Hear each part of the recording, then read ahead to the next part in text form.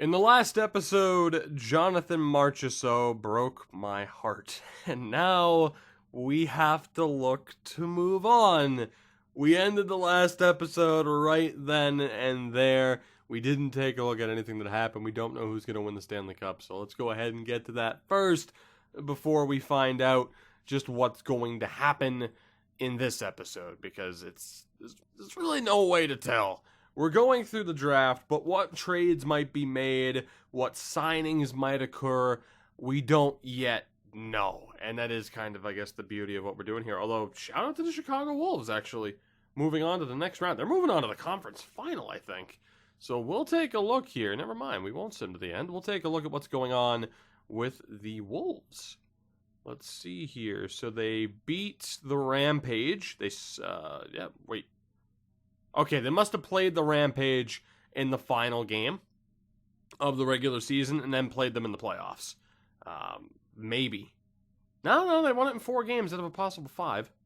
Okay, so yeah, that makes sense. They beat San Antonio in 4. They then beat Manitoba in 6 and just started the series with Stockton. So they are in the conference final. They lost game 1 to Stockton. All right, let's sim the next 2 games. And we'll see what happens, as Central Scouting actually has an update. We'll take a look at that first and foremost. As Bjorkstrand still projected to be the number 1 guy, we do have Johan Tarnkvist there, though. Interesting that a high top 4 is rated that highly. In the gems and bust department, we do have 3 gems. Now, I'm a little bit concerned that Kirby Dach was there, and he hasn't been scouted at all. That might change at the very least. I mean, I've run through the first year draft enough that I know how good he is, so I'm not too concerned. As Eric Bronstrom goes down to a concussion, at this point, I'm good with going best lines for Chicago just to give them the best chance to win. As right now, it's a 2-1 series lead for Stockton, tied at 2 apiece, heading into game 5, not game 6. Heading into game 5. Let's see how this goes. Game 6, in case you don't know, is the game between 5 and 6. They end up losing game 5. Can they win game 6 to force game 7? Yes, they can. Wow. So the Chicago Wolves are 1 game away from the Calder Cup final here in Season 1, and we will jump in to see what happens. Can our AHL squad make it all the way to the Calder Cup final? First period of Game 7, and Morgan Klimchuk gets the opening goal for the Heat. Second period, we tied it, Keegan Kolesar, which, I mean, that picture makes it look like, I don't know, am I the only one weirded out by his picture? It looks like his left eye just isn't there. Like, am I the only one freaking out by that? It just seems like he doesn't have a pupil. Like, that's weird. I don't know. It has to be for the fact that it's so minimized. Regardless, third period, killing them in shots. Can we score on this power play? We cannot. Odds are in our favor right now. If we lose this, there's no doubt we choked because we have been dominating them for the majority of the game. We're halfway through the third period. Can we get this next goal? Next goal will more than likely win it. Who is going to the Calder Cup final out of the Western Conference? Spencer Fu. And then Andrew Mangiapane. That is tragic. I'm sorry, but David Rittich stole that one. He absolutely did. That is a rough end of that season. With how we were outperforming them through the first 40 minutes, there is no excuse for us not to be going to the Calder Cup final right now. Every single one of those players needs to be disappointed because that is just not acceptable. But right, just when you thought that first season with the Knights couldn't end up being that more disappointing or that much more disappointing, the Tampa Bay Lightning end up winning the Stanley Cup, and out of the Eastern Conference in the AHL, the Bridgeport Sound Tigers are Calder Cup champions. So, still a good season for the Wolves. They didn't dominate. 40 wins on the year. Snuck into the playoffs. Made it to within a game of the Cup final. TJ Tynan had himself a hell of a postseason, but unfortunately, we fell just short. Looking now at not only the awards, what happened, the playoff tree, the progress reports as well, will be covered.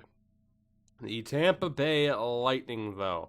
Their roster, aside from the addition of Gustav Nyquist, And no, Andy Andreoff was already there. Aside from those, or that one addition, it's exactly the team that you would have expected. So, and Andrei Vasilevsky had a great postseason run. We'll get a look at the playoff tree here as the Lightning beat Edmonton in 7. The Sharks went on to lose to the Oilers in 7. Edmonton then beat Winnipeg and then lost to Tampa. So, wow, every single series Edmonton went to was 7 games. That is unreal. That is ridiculous. Let's take a look at the awards, shall we? Tampa wins the cup. They did they win the President's Trophy? They did. So, hell of a season for them. Connor McDavid wins the Art Ross for the 3rd year in a row. The Hart to McDavid as well. The Norris to John Carlson. Lady Byng to Ryan Nugent-Hopkins. The Calder to Casey Middlestat.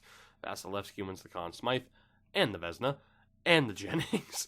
Slavin with the Masterton. The Selke to Jonathan Toews. The Ted Lindsay to McDavid. And the Rocket Richard to Alexander Ovechkin. Down in the AHL, our own Ryan Carpenter put up the most points. Sammy Blais in San Antonio was league MVP. Most goals went to Matt Puempel. Rookie was, I think that's Dominic Cahoon, if I'm not mistaken. Best defenseman was, I think that's Jake Wallman. Could be mistaken, but Wallman wins it there. Best goaltender was David Rittich. I can confirm. MVP of the playoffs, though, Christopher Gibson. And from there, Corey Conacher, Anthony Boteto, and Jordan Binnington also pick up a little bit of hardware.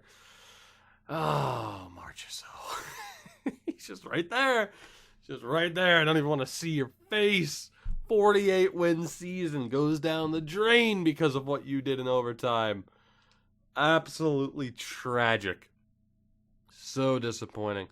In terms of improvements, let's see here. Nothing at the NHL level. Down in the AHL, Nick Suzuki up to a 71. Interesting. Jonas Rondberg, would it be Rondberg? I'm not sure. Let me know. Decent improvement there. Xavier Bouchard up to a 62. Ben Jones with some good improvement. Jake Lasician, Nicholas Haig, and Keaton Kolesar. Cody Glass is up to a 73. I'm just going to scroll through here, but a decent amount of improvement from some of our top guys. Also, Connor Corcoran. Didn't know you were a person. Now I do. Shout out to Connor Corcoran. All right, let's move forward. Let's move forward so I don't have to look at Marchessault. I don't know what I'm going to do here. It depends on the lottery results. It depends on a lot of different things. The Avalanche get the number 1 pick thanks to Ottawa, you idiots. Dallas, New York, and Detroit round out the top 5. God, the Sens are just a tire fire. Let's get our last look at the draft class, although we pretty much know what to expect. And we ended up scouting Kirby Dach towards the end, so that's looking pretty good. Sammy Laaksonen. I mean, we're not going to be able to trade up to get him, of course, but interesting that he's showing up as a gem. I highly doubt in any way possible we're going to have the assets to trade up, so don't expect that. As Mike Camilleri, let's look at forwards first, but Mike Camilleri calls it a career. Martin Erat, Chimera, among others, and defensively, you would have already seen it. My heart's breaking. Zdeno Chara calls it a career. 203 goals. Paul Martin, he's terrible, if you ask certain people. Solid beard, though. Roosevelt, Seidberg, Koliakovo, Backstrom, Foss, McKenna, and Nilstorp. All call it a career. Chimera, Moore, Seidenberg, and Mike McKenna will all be scouts. I like it. I like it a lot. As we will edit the trade block here. And what I'm going to do is more than likely just completely open up the block and see if we get any offers. Now, there has been the tendency for me to not get a single offer during the draft, which kind of concerns me. So we'll see what happens here. But as mentioned, as far as a set plan goes for this draft, I got nothing. We're gonna take on these certain situations as we go along, because who knows what the free agent list is gonna look like. A potential Max Pacio-ready trade. I mean, do we drop Marchessault? Some people are saying get rid of him now, but that contract, it might be a little bit tough, and I don't think we want to get rid of Marchessault. It would be interesting, I suppose, to shop him, but much like Toronto with Jake Gardiner, I think we're going to hold on. Although, of course, that's a different situation where Jake Gardiner has a contract coming up. Not so much with Marchessault, having just signed that extension. But there we go. The trade block is set up and good to go. We have arrived. It is draft day. Let's get into it. But again, the clock is live. So if I wanted to trade for the number 1 overall pick, I'd have to have a set plan. That's not going to happen. I am going to take a look, though, at our draft pick situation and what maybe, possibly, potentially could be done as far as who could be traded. But when we look here, we have our first, a second from the Islanders, 3/3, 2 fourths, 2 fifths, and a sixth. So we do have some picks to work with. We don't have that Columbus pick like we do, or like we did in real life. But, goaltending-wise, we're going to hold on to Marc-Andre Fleury. There's nobody better that we can get at this point in time. Subban as the backup. I mean, we're pretty much good to go. I could just trade Coy for a 7th, but I'm not going to. It's kind of cheap in a way. I'm not just going to pick up a 7th for the sake of it. That's kind of one thing I'm really trying to avoid in the series. Just being like, oh, I drafted a bust, so let me flip him and immediately get the pick back. Not a big fan of doing that. There are obvious ways in which you can kind of cheese the AI, and I try not to as much as possible. Doesn't always happen that way, but Griffin Reinhart, he sucks, so let's ship him out. No, we're gonna hold on to him. Although his contract is expiring, so he's gone anyway. Bad example. As far as who we could get rid of, though, I'm not really seeing anything. We're not getting rid of Brannstrom. We're not getting rid of Nicholas Hague. The team is pretty much locked in. The idea of trading up simply isn't going to happen. The only way we would do so is by giving up a Nick Suzuki. And if I'm giving up on Nick Suzuki, which again, why would I give up Nick Suzuki just to get someone who's probably worse in that position? If we're giving up Nick Suzuki, or Thomas Tatar for that matter, it is going to be to Montreal. It's going to be in a deal with Montreal. But I highly doubt they want to get rid of Max Pacio-ready, and they don't. And for that reason, this trade would be that much more difficult. He is on an expiring deal, so maybe it would help, but it makes me think that they'd want to re-sign him. I'm willing to do this. I mean, I'm not against it. It's not like it would be a horrific trade for us, but I'm willing to attempt this if they're down. We would have to get somebody else back. This is the only move that really I'd be like, okay, screw it, we can try it. Aside from that, who the hell knows? We have a lot of unknowns here. Hunter Shinkarik, though, we know isn't going to be that good anyway. So how close would that be to be going through, basically? So let's add this third just to safety net it. All right. What about straight up? Rejected. I think I'd still have to give up that second-round pick to make it happen. I'm not against it. Thomas Tatar wasn't that bad for us, to be honest. For Montreal fans, if he had 50 points in a full season, you'd be good with that, right? I think you should be. It's pretty much what he hit for us here, though. And then Nick Suzuki. The funny thing is, wow, he killed it. Wherever the hell he played. It was in the OHL. 88 points in 59 games. Damn. Oh, that's crazy. That is crazy. I gotta be honest, looking at Suzuki, looking at Tatar, looking at the value of that second-round pick, I don't know if I want to make this trade for Pacio-ready. I mean, for the sake of realism, right? Or quote-unquote realism, and just because, yeah, it's hilarious that, days after I start this series, the trade finally happens. But Suzuki and Tatar have been doing very well for me. I don't know what to do here, because I think I could get it to go through. And I'd want it to go through right now in this episode, probably using these extra third-round picks. That's what would make sense. I mean, Patches, though, killed it last year. 37 goals, are you kidding me? Just a whole nother level. And we could re-sign him. Suzuki, though, man, he's about a 71 at 19 years old. It's crazy. Would this go through? No. How crazy of a deal? What about 2/3 instead of that second? Would that go through? It would not. Even then, I think just because of how much we would have to give up, right? I mean, I'll check to see if this will go through, but odds are it won't because they don't want to trade him. Let's take a look here. Rejected. I'll offer it. Let's see what happens. Yeah, so there you go. It's not going to happen. I'm not going to offer more than that. They don't want to trade him. If he ends up hitting the free agent market, yeah, I'm going for him. But for now, we're okay. Bjorkstrand and Tarnqvist ended up being the top two. I don't really plan on trading up. I mean, yeah, we do have like a first and a third that we could use to trade up. I'm content to just stay the course and try to make a ton of picks here just to bring in more prospects into the system, because we are going to be letting quite a few guys go that are currently on expiring contracts, as Loxton went third. So yeah, there was no way we were getting him. So let's go ahead and sim to our first pick here. No trade offers. It's the 24th selection. Beautiful number in this draft. Who do we have? We have some players that we have very little information on. That's who we have. Right. Well, if I were to, I mean, because like Hudson Bembridge here, in fairness, did phenomenally well. We just don't know enough about him. But he did really well. In fairness, man, I trusted my scouts a little bit too much, I think. They did okay, but I trusted them just a little bit too much. I should have been a tad bit more hands-on.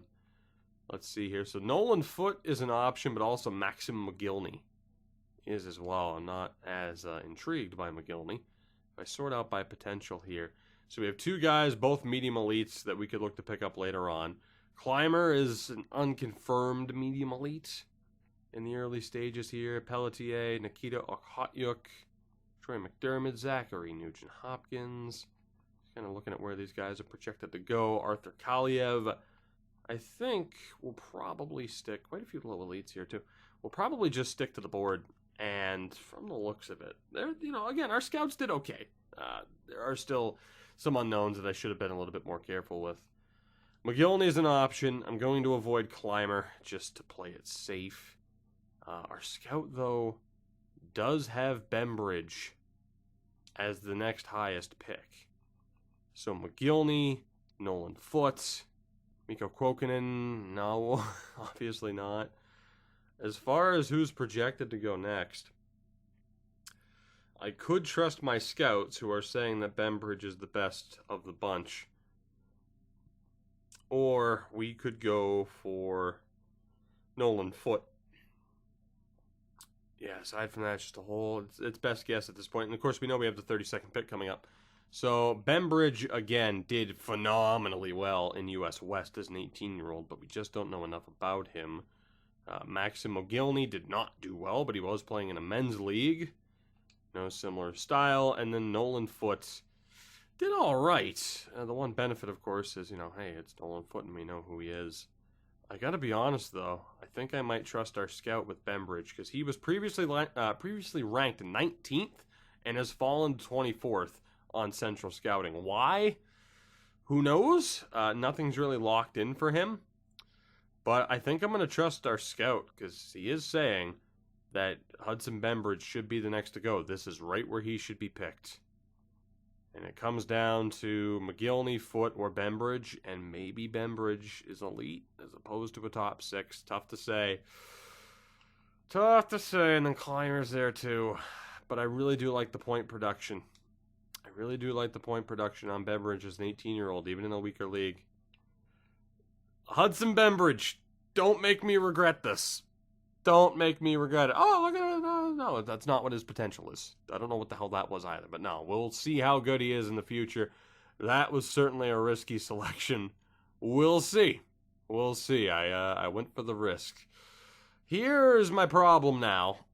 Arthur Kaliev might be half decent, but we are using him in a certain other series, so he is not going to be the selection. Timu Jasu has a great name, but no. Malakoff, absolutely not.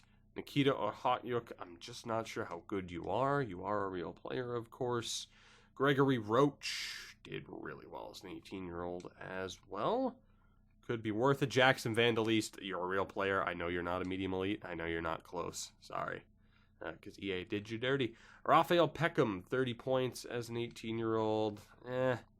Denisov, Jay Boleris. We've had some solid Boleris talents in the past. I don't think he's going to join the list. Ulf Josefsson, decent shooting, but not overly impressed. Kolosov, don't really know a ton about. Blake Murray, I mean, you being real kind of disqualifies you. Troy McDermott did okay, A- skating. The real knock is that he's a smaller player. Who else do we have? Yanni Shabalabadoo. Who else do we have? Vladimir Anisimov, 1 point in 15 games? Maybe not. Bellamy or real, so I don't really trust it. Nicholas Paulson, 1 point as an 18-year-old. I know you were in a men's league, but damn. Nugent Hopkins, 2 points. We have Jason Riley, 26 points. It's not terrible, but no real guarantees here. Par Lundqvist, 5 points. Comparable to Marlowe. We could get you later on, though, potentially. It would be close. You have Burns as a starter. Anthony Honka. I think we'll go with one of the guys here towards the top. Who is it going to be? I don't know. And I think it is going to come down to a Kotyuk or Gregory Roach. And I don't know how good a Kotyuk is. I also don't know how good Gregory Roach is. But I think I'm willing to take the risk. I don't know. A Kotyuk, I just wish I knew if you were medium top 6. But part of me feels like he's not. Or a medium top 4 as a defenseman. I just don't know if he is, and that's too big of a risk, and you never know what you're going to get with the AI-generated mystery box. So Gregory Roach is going to be my pick. This is tough. This is tough. No, I don't want to trade for the pick, damn it. I want to sim ahead. We'll see what happens with all of this, but for the moment I'm feeling okay. To the third round we go. Still no trade offers. Case in point. Who is available at this point in time? Well then, Sebastian Nold or Tate Dwyer. Think we have our decision made up, or our mind made up. Nando, I mean, just no, I'm not going to take a real world player over 2 guaranteed medium elites. Now, of course, here's the problem. The guaranteed medium elites are probably going to be more project than anything. But still, we'll probably end up taking one of them. I do want to take a look elsewhere, though, really quickly. Leon Kaufman. Nothing really there to go off of. Linjala, Allen. Do we have another, can't-miss guy at this point? It's not really looking like it. Yeah, we're going to go back to the top of the board. Although, Caden Walker or Black later on in this draft could be the way to go, but for now, it comes down to Nold or Dwyer, both forwards. As an 18-year-old, Nold played 9 games, had no points. Definitely a project. Whereas Tate Dwyer, 7 points in 28 games, definitely a project. Right, whose grades were worse here? Let's see, so CDD. C minus DD, alright, so C minus, D minus, D minus, C minus, oh my god, alright, so Tate Dwyer has the slight advantage. Both are just prospects, that's all it is, project prospects. Tate Dwyer, though, is going to be my pick. He was ever so slightly... Oh, my God. Okay, well, that turned out to not be a decision. Let's go ahead and take both of them, even though they're both projects and are far away. We'll take both Dwyer and Sebastian Nold. Thank you. Thank you. Will they both just be traded later on because, they're never going to develop? Maybe. I hope they do. But, yeah, and we actually have another third-round pick here. So, Nikita Turikov, we just didn't have much to go off of. Reach is a weakness, but that's just because he's shorter. Granted, there are some shorter people who have ridiculous wingspans, but, Timofey Nabokov, Samuel Fajimo, hopefully. There was also, again, Leon Kaufman, who we didn't know a ton about. There are some guys here that we could take the risk with. We could kind of hope that Ben Delmore is half decent, but... that save percentage is not good. Caden Nash, high fringe. Yeah, no. You want to talk about a project? I don't think so, good sir. Is there anybody else here that I feel confident in just taking the risk with? I mean, Aaron Riley. I'm going to go back up to the top of the list here. This is where it gets tough. So again, Nabokov, we don't have a ton to go off of. We're looking for computer-generated players. Linjala, don't know if he is. Good physical play. Not a ton to go off of, though. Sokolov. Omar Allen? Not confirmed. Omar Allen did pretty well. I think Omar Allen might be my favorite so far. Dallas Boss is an 18-year-old defenseman. Not bad, skating and shooting-wise. The defense isn't great. He is locked in, though, at that potential. At Gogolev, you had Nash. Matthew Bouliane, perhaps. It's about as close as I'm going to get. Elias, perhaps. Boston Balouse. Yeah, I mean, Riley's not half bad, nor is the other guy a bit higher up. Ryan Roth is real. I know we have 1:20 left. It's fine. We'll figure it out. Cedar is definitely real. I've seen his name in the first-year draft quite a bit. Pavlat, I'm pretty sure, is also real. Quentin Gomez, you're locked in at backup potential. That's unfortunate. Bachman, Alexandrov, Ethan Keppen. I think we probably have our player locked in, although you could argue is Caden Walker going to be available later. Let's see. So he's at 132. How far off the board is he? He should still be there. He should still be there. One of those two gems should still be available in the 4th round. So it comes down to Allen or Riley, and Allen had 16 goals, 32 assists. Yeah, it's gonna be Omar Allen, the center. Didn't plan on taking all forwards so far in this draft. That's just kind of how it's worked out. But overall, Bembridge, Roach, Dwyer, Nold, and Allen. Have we done okay? Not entirely sure. We had the 19th pick of the 4th round. And let's see. Riley is still on the board. And as far as the gems, they should still be here as well. They are. So Walker is there. Eugene Lassard. Black is available. Ovechkin cap. Renas as a starter. That's not a bad way to go, perhaps. We have Philip Tomasino. Reese Fistrich. All right, I think, man, wow, okay, yeah, there's a lot of options here. There are a ton of options at this stage in the draft. The good thing is, I mean, we pretty much have the board sorted out. Now it's just a matter of who we end up taking. Turnbull? No. Just wanted to see because I knew he wasn't real. Brett McIver? Also no, but maybe later in the draft, possibly, maybe, possibly.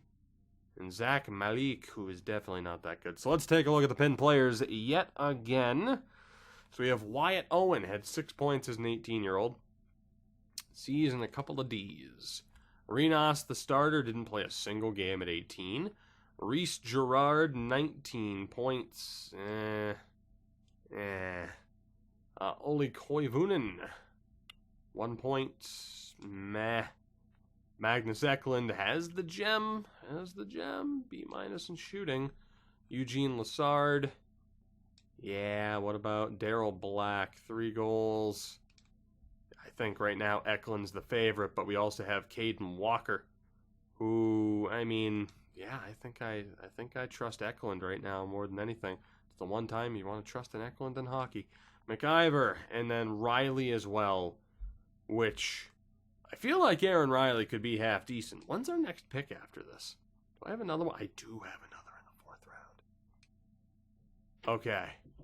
So as far as who's projected to go next, I could take Riley and still end up with that Swedish defenseman Eklund. By far. So I'm going to trust my gut on this one. I'm going to go for Aaron Riley with this selection. We'll see if that pays off. Roth, Svenningsson, Primo, Moser. Oh, yeah, so we're good. I'm going to get both players that I wanted. Riley's just more of a test in the waters kind of pick. And then out of all of these options, Eklund is my guy. Magnus Eklund, the 18-year-old Swedish defenseman. And we'll see how good he ends up being. So like I said, right now, as far as the game plan of just bringing in a ton of prospects, we're looking good. It's been a pretty good draft for us, and now we're still going to have other options to choose from out of all of these guys. As I do want to take a look down the line here. Cole Stewart, I imagine, is real. You know, it's at this point where I could just start being like, okay, who's the top guy potential-wise? And just start choosing from there, which is pretty much what we've done, although I know he's not that great. We have Derek Steos that I could pin. Anderson McDonald, legend on the channel, but I do know you're not going to be that good. Sven Jonsson, Brizgalov, Maxim Brizgalov didn't play a single game. He's at least worth pinning, as is Hamalainen. Havlid, the starter. Wheel. Brett Budgel, I'm pretty sure is a real player, especially if he's in the CHL this early on. Green Tree. Okay. So from here, we're looking all right as far as the pinned players are concerned. It's just who the hell do we want to take? So let's see. Again, actually, let's go from the bottom. Let's go from the bottom. So there is Brett McIver, who, I mean, yeah, we know it's not going to be that great. The big question is potential. Derek Steos, we also know not going to be that great. The goaltender, Ernesto Wheel.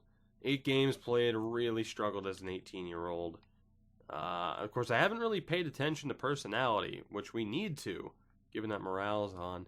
Hamalainen at least has a couple of C grades in there. Could be worth it, but we know he's low 6. The medium starter, Oscar Havlat, hasn't played a single game, and we know he's a project goaltender, but he could be what we need. Koivunen is a bit hit or miss.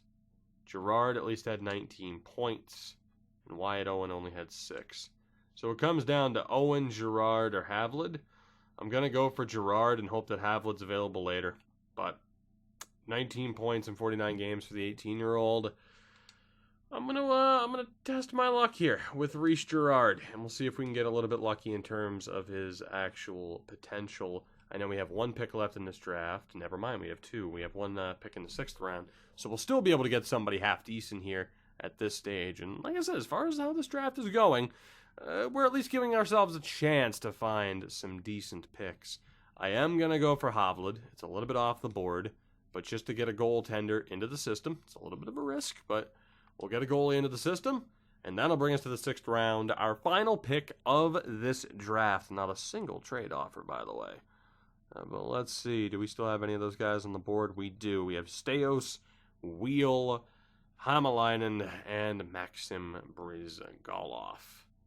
It's pretty much where it ends. McDonald, Janssen. Yeah, I think we're good with one of these 4. Our scout has Steos ranked the highest. 2 low 6s, so I mean, we might as well go for Wheel or Steos, right? Just to know for sure that we have a chance at a higher overall. Both are ranked about the same. And again, Wheel, not that great. Almost a locked-in D- grade.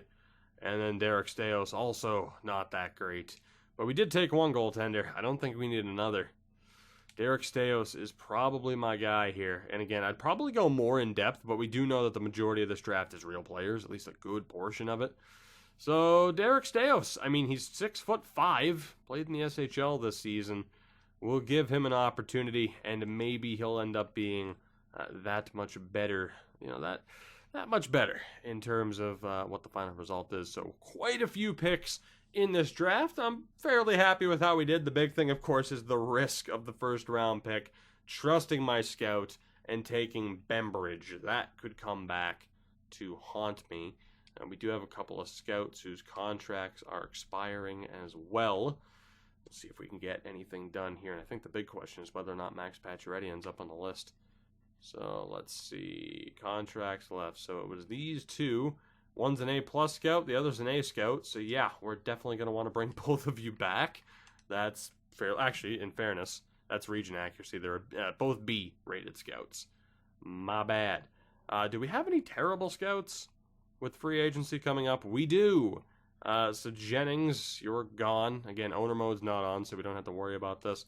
Let's fire... Oh, no, not Stumple. Let's fire all of our C-rated scouts, and we'll try our best to raid the free agent scout list once we get the chance, actually, once free agency starts. We'll see who we can bring in. For the moment, let's go ahead and focus on contracts, shall we? I actually don't know who has an expiring deal.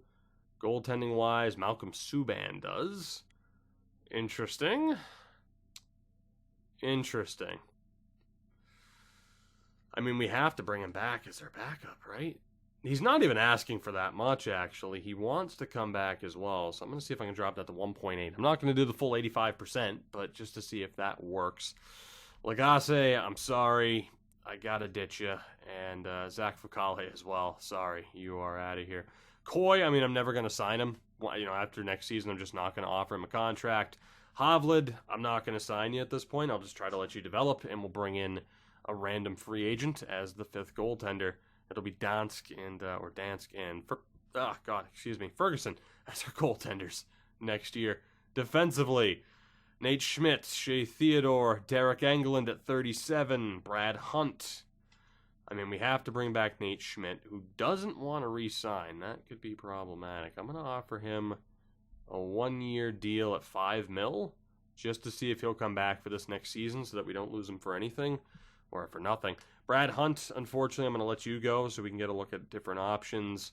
Griffin Reinhart, no one was upset that I let go of Brad Hunt, by the way. Jake Bischoff is also going to be on his way out. Zach Leslie, Jimmy Oligny. I mean, I can find other guys with a little bit more potential to fill out roster spots. And defensively, not really interested in bringing anybody in. We'll find out how good someone like an Eklund is a few years down the road. The big question is, I think I do want to keep Derek Engelland, but I'll probably just have him as a depth defenseman. Maybe, because we could have Nick Holden as the depth defenseman because he is still here for another season. I'll get back to Derek Engelland. Obviously, we're going to look to bring back Shea Theodore. He wants to re-sign as well. I'm just going to see if I can drop him to... Let's go 2.8. I could probably do a little bit more with the 85, but let's go 2.8. Right wings, Alex Tuck also needs a new deal. 4-year deal, huh? Yeah, we're bringing up the old calculator app on the old PC here. And with him wanting to re-sign, we're going to see if we can get this to work. So we could drop that down to technically 3,975. That would be a hell of a discount if Alex Tuck was willing to accept that. Justin Williams, I'll get back to you. Carpenter, I'll get back to you. Thomas Heike, take a hike. You're out of here. Yes, I am proud of myself for that. Rondberg, whatever. You are gone. Bembridge. I probably will sign Bembridge as a former first-round pick just to give him a chance to see what he can do. Don't plan on signing anybody else, though. Left wings. Brandon Peary, Thomas Noshek, not quite sure on either of you. Matteau as well, not entirely sure. And centers, well, William Karlsson needs a new contract. That's a problem. He does want to sign an extension, though, so let's see what I can do here. Might be able to drop it down to $5 million even over 3 years, which would be a tremendous discount for us. Belmar, Lindbergh, Tynan, you had a great offseason or postseason, but you're gone. Brooks Modchek, in real life, you jumped over from the German league, but you're out of here. And for the moment, we're okay. So we'll see what happens with some of these big-time offers. I'm hoping some of them decline, but, maybe only so I could send out more money. So Alex Tuck we get for a steal. Subban accepts. Theodore rejected. Karlsson rejected. Nate Schmidt rejected. Bembridge signed. Okay, so at the very least, we saved a boatload of money on signing Alex Tuck, which is pretty beneficial. We still got $22 million in space. So back to goaltenders, we are fine for now. Again, Coy, we're never going to sign you. Sorry, just not going to happen. Defensively, Nate Schmidt. Again, I know you don't want to come back. I know you want term, but... I'd prefer to sign you to like a $5.25 million deal for 1 year, and then we can maybe work something out. Shea Theodore, I dropped that down to what? Actually, you know what? 2.8? Did I do 2.85 or 2.8? Because 2.8 is technically just a bit too low. I'll drop that to 3. I feel like maybe I did 3 million before, though. It's 3.1. Give me a slight discount. Engelland, again, I just don't know if I want to bring you back. What are you looking for, at least? If I'm going to run you as like a depth option. Yeah, no. See you later, buddy. See you later. Goodbye. Wave goodbye to Derek Engelland, guys. He's fucking insane. Goodbye. Justin Williams. Not bad. Doesn't want to re-sign. What's Carpenter looking for? That's not bad either. I just don't know depth-wise if we're going to need Carpenter. Left wing, same thing with like Peary, Noshek, Carr, Matteau. Actually, in fairness, Carr and Matteau can go, unfortunately. Again, I want to really be able to just take advantage of the free agent list if at all possible. So William Karlsson, again, we dropped you down to $5 million even. Let's try, say, 5.3. Just to still get a little bit of a discount. So if I look at the forwards, we have 2, 3, 4, 5 with Williams. Let's say 5 with Holla, 6, 7, 8, 9 with Peary. Let's say 9 with Reeves, 10. Yeah, so we're gonna need at least 3 of you. Out of this group, we're gonna need at least 3 of you. If we're saying that Carlson's back. So Williams, I think just in general, I'm gonna pay that man his money. He doesn't want to come back, but let's go 1 year at 3.5. That's not a bad deal for him. I don't expect him to decline too much. And then 2 of you guys get to stay. So Brandon Peary had a fine season down in the AHL, 64 points in 76 games. Nosek had 20 points in 60 games at the NHL level, which is really all I can ask from him. Oscar Lindberg, of course, had a really good season, but declined in the playoffs. Carpenter killed it at the AHL level. Belmar really disappointed, so Belmar is definitely gone. Really, all 4 of you were solid. Let's see, what does... Now, Peary wants to re-sign. How much are you looking for? I drop that to a 1-year deal, but give you like 1-2. Are you willing to do that? Nosek as well. Let's go. You're looking for a bit too much, pal. You're looking for a bit too much. Yeah, I'm not bringing back a 4th liner for that price. There's no way, because he's not going to develop into a 3rd liner. Lindberg also wants to get paid. Probably deserves it. But even then, I'm going to let him go. That's too much. And then Carpenter, who again killed it in the AHL last year. That's still a bit more than I'd like, but I'm willing to do that. At least it's not over 2. Let's see if just 1.5 works for him, just to get that slight discount. So some of these guys are looking for way too much money, and I'm just simply not going to pay it. Let's advance day. See what we get. Williams rejected. Carpenter accepted. Theodore rejected. Carlson's back. Schmidt rejected. Peary accepted. Okay, so slowly but surely taking care of these negotiations. Let's just go to all expiring at this point. So Nate Schmidt really just doesn't want to sign a 1-year deal. He just doesn't want to sign with us at all. Let's go 1 year at 5.5.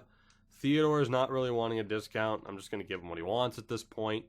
And then Williams, we went 1 year at 3.5. What about 1 year at 3.8? I really don't want to give you that security because you might be worth trading here coming up. Let's see. We got a couple more days to take care of this all.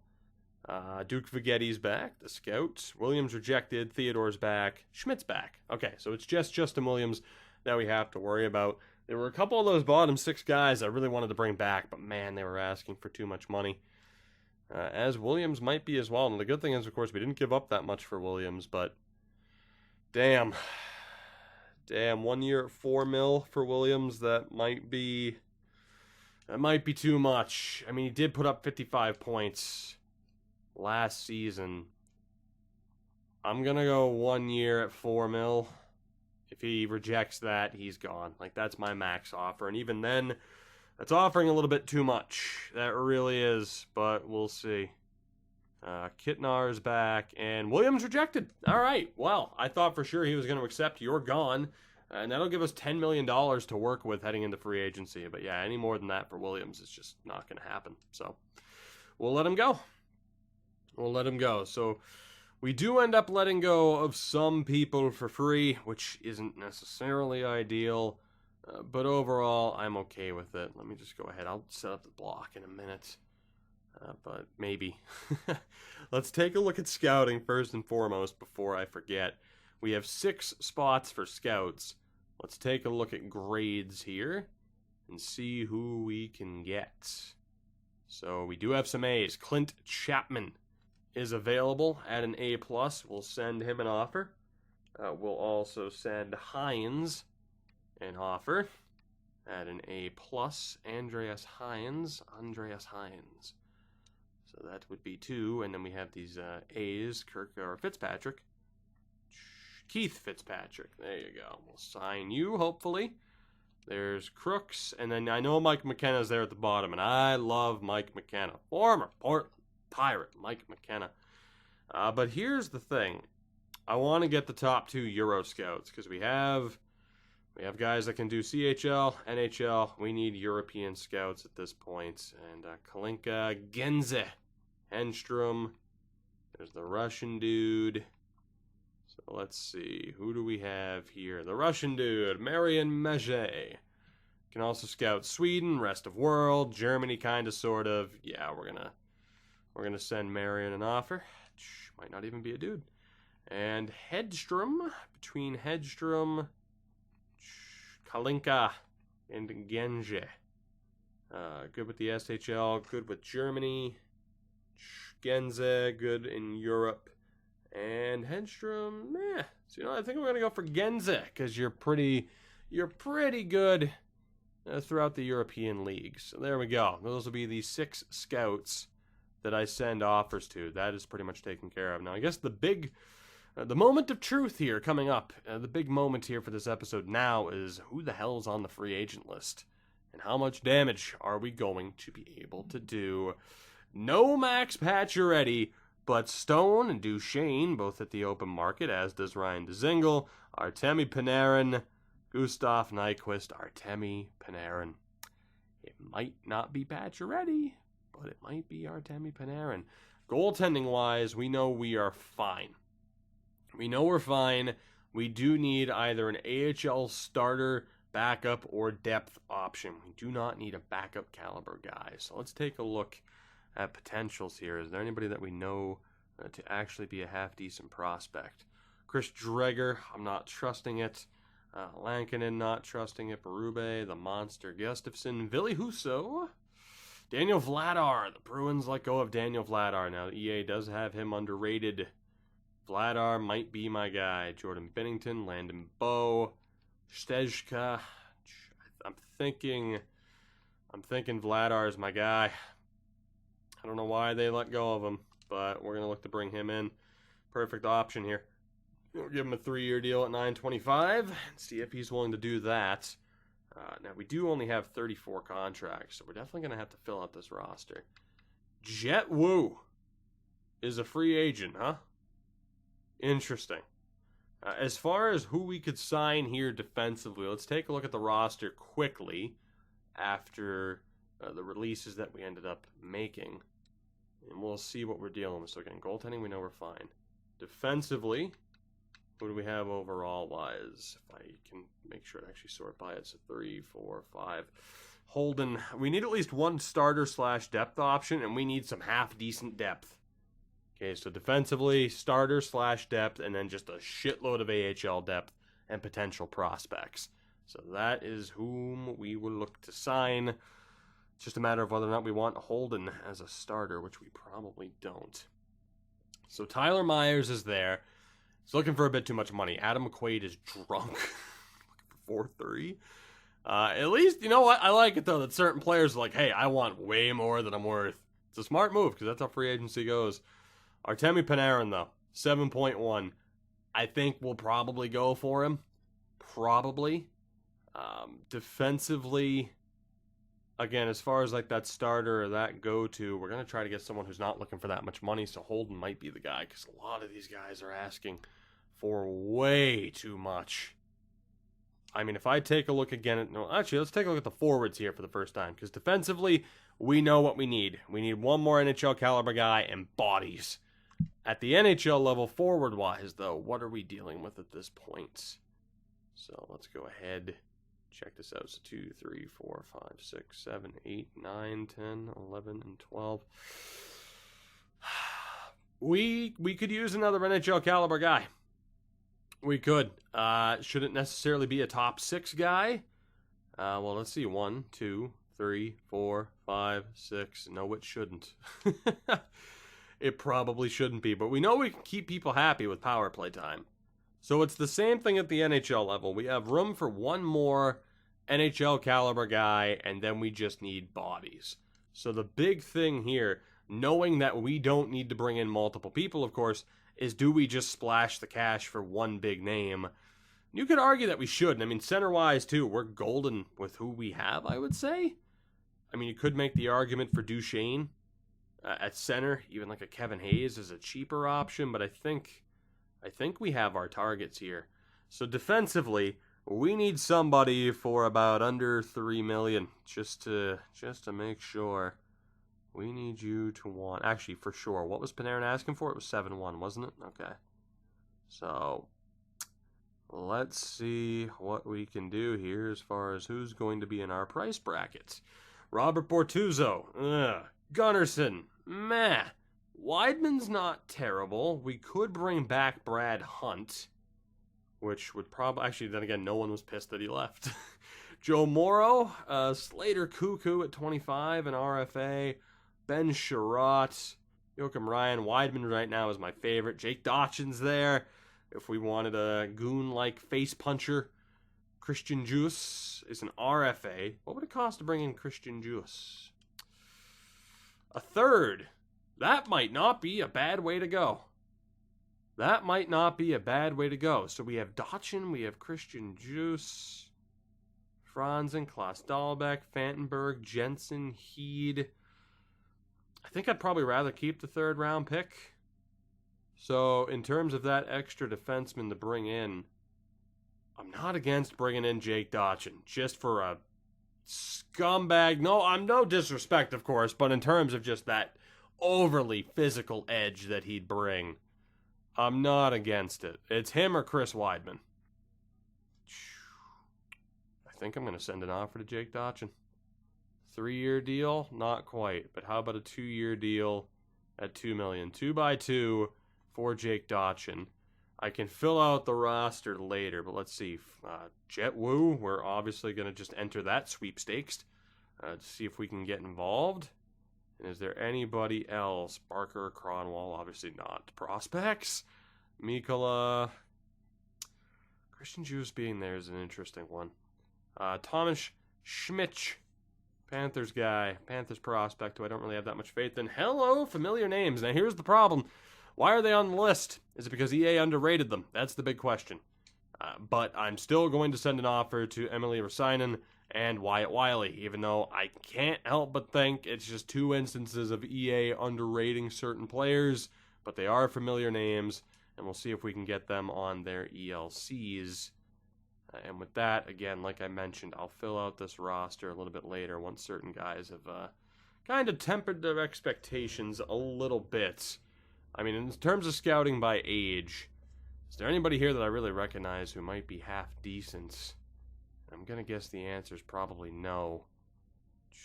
But and that's the thing again, even if Amadeus Egger, yes. Even if I recognize someone, just because I know they should be half decent, doesn't mean that they're going to be rated in a half-decent fashion. Like Oskari Laaksonen, who probably isn't as good as he should be, so I'm going to avoid him. I think, is that Fedor Gurdeev? Fedor Gurdeev forever! Forever Gurdeev! Oh, God. Should I sign him just for Steve Dangle? I'm tempted. Scott Walford's there as well. Again, absolutely have the feeling that he is just highly underrated. But it could be worth it. Jesus, how many 20-year-olds are there? That's all I wanted to check, was to see how many goddamn 20-year-olds there are. Guess what? The answer is a lot. Holy hell. Also, Marcus Niemelainen, but he's highly underrated by the game. Like, I don't even know if this is worth it. Zach Lozon's here. I mean, screw it. He's not looking for that much. It's probably a bad sign. Is that Josh Anderson? It is, but I don't know. That's not the Avalanche's Josh Anderson. Jake Paquette. Like I said, it's like that one name that's really going to jump off the page for me, being like, oh my god, I need this guy. It's not going to be Dakota Krebs. It might be Fedor Gurdeev, though. Golden Smart. Okay, not Jake and Smallwood. Jake and Smallwood is in the game, though, which is tremendous. Yeah, we might be okay. Carson Sass. God, yes, I love Carson Sass. Cale Fleury.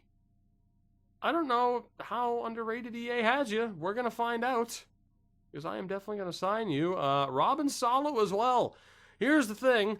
There is no guarantees that this is going to work out. Again, these guys could be horrifically underrated. Jarrett Tishka? Sure. Screw it. Let's find out.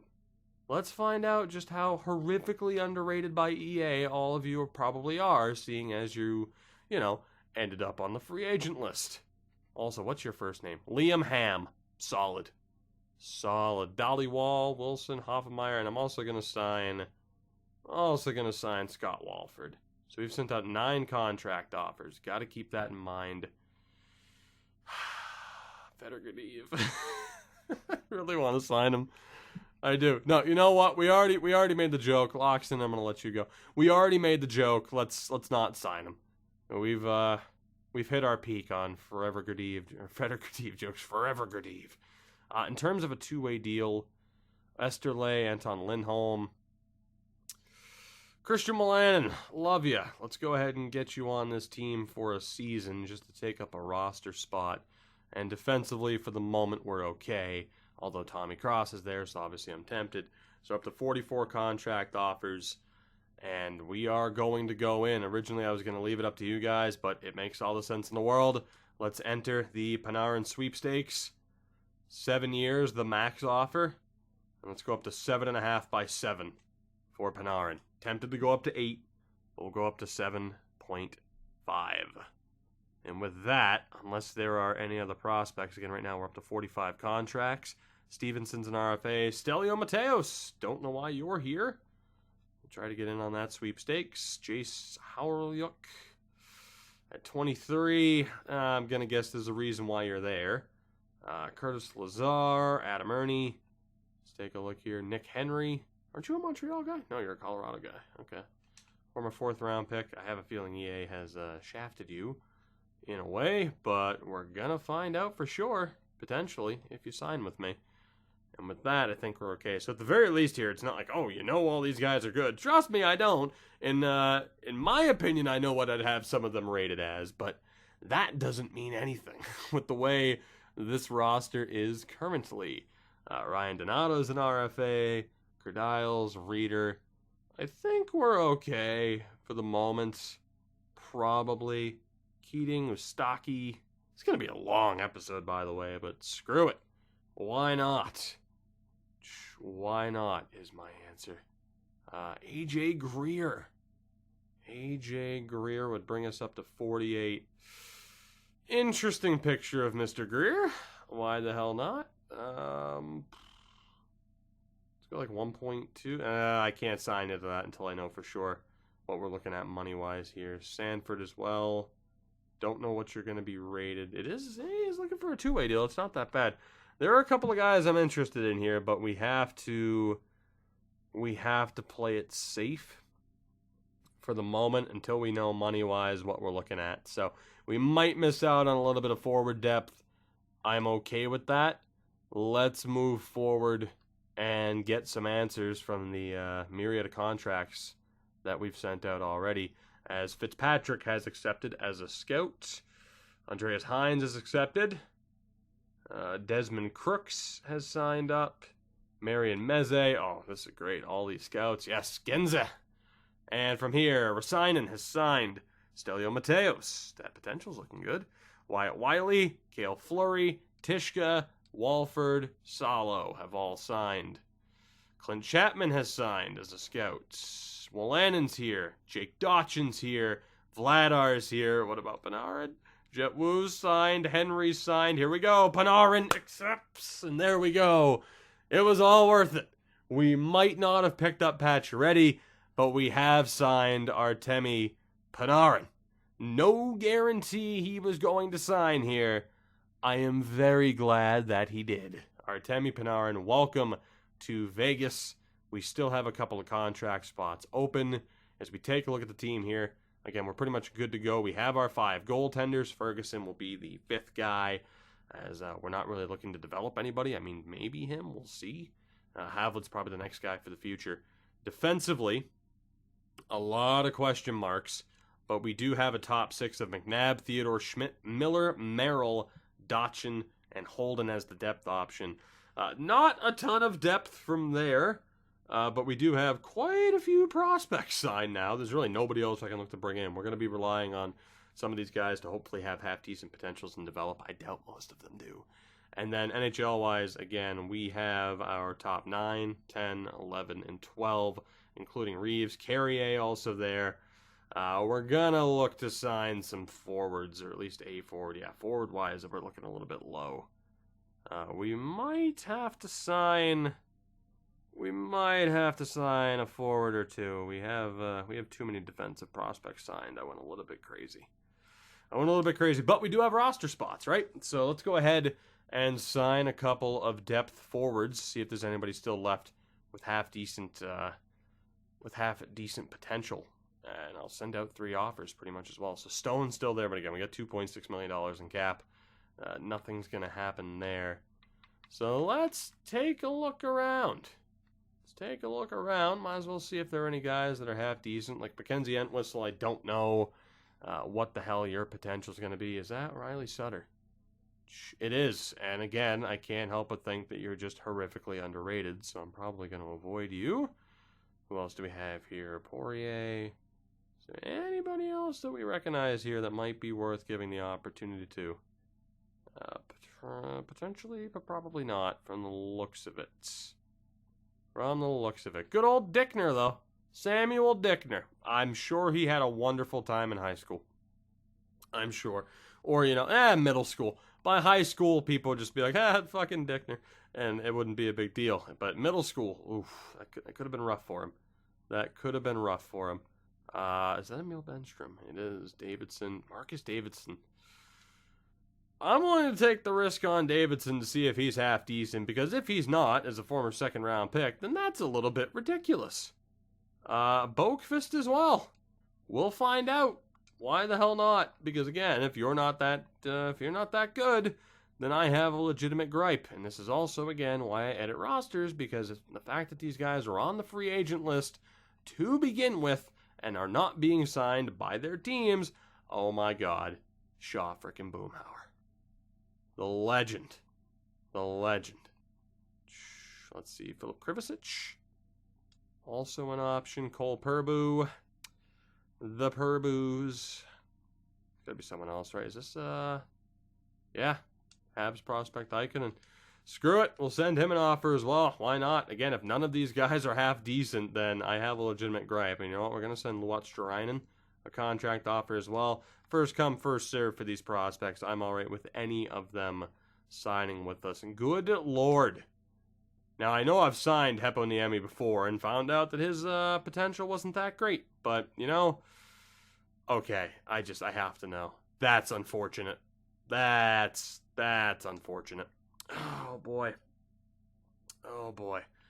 Anybody else here around a similar age? And like I said, we'll just see who accepts and who doesn't get the response in time. But that's why I rostered it, man, because there's no reason for some of these guys to be free agents. Not even close. And I think we're good for now.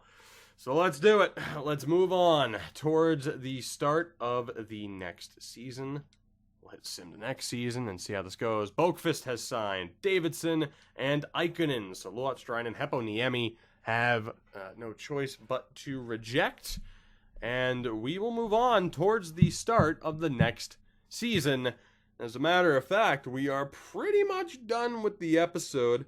On the way out here, we will set things up. But then again, I have to set things up for the preseason. So yeah, we're pretty much done here, I think. There's really not much else to do aside from a little bit of housekeeping to get the team set for the preseason, which we'll see how that goes at the beginning of the next episode. So let me know what you thought of this marathon edition of the Vegas Golden Knights franchise mode series. Draft-wise, how do you think we're going to remember that draft? Did I make the right call on signing the players that we signed, whether it be the lower-end guys, hoping for the best, Artemi Panarin, bringing him in? Was that the right call? We had the money to spend. We have a little bit more firepower now, to say the least. Let me know what you think as far as how we handled this team, but I don't remember the last time I used Artemi Panarin in a franchise mode run, and while it might result in a certain trade down the road, I'm feeling quite good about that deal. As actually here, I'll set up the team as if we were playing the season, which in fairness, it's pretty much already set up. Pretty much is. It's 10, 11, 12, 13 with Carrier. That's the team. that is the team. We'll see what someone like a Cody Glass looks like out of preseason. He might still be a year away, but that is the team. The problem is we have 2 extra second-line talents, but power play time should keep them in check. And then the 4th line will be Carpenter, Reeves, and Carrier. No doubt. No doubt. So, overall, feeling very good about this team heading into the next season. Just don't give the puck to Jonathan Marchessault in overtime. That's what we learned. So thank you guys for watching. You know the deal. Support the channel. Support the video. I thank you very much for it. And I will see you in the next one.